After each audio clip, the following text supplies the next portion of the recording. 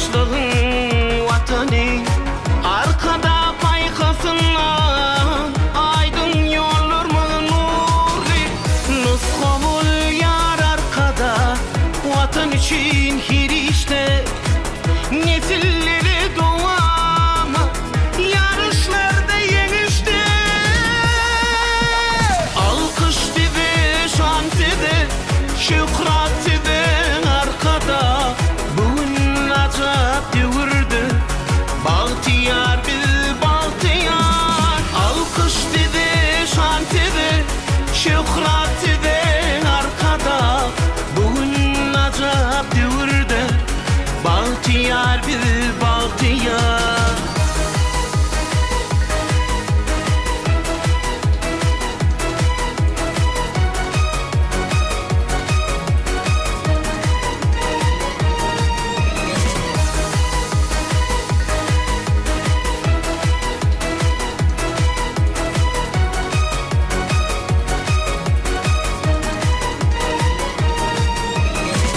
Deyip ösüş yoluna, vatanımı güllüye, arkada kaykasından öme var yar gül diyar.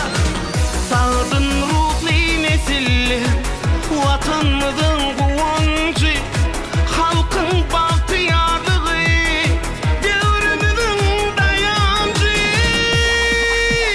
Alkış dedi, şan dedi, şükrat dedi arkada.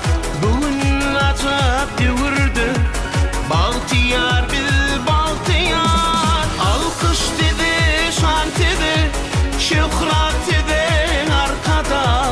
Bugün acap devirdi, Baltiyar bil Baltiyar.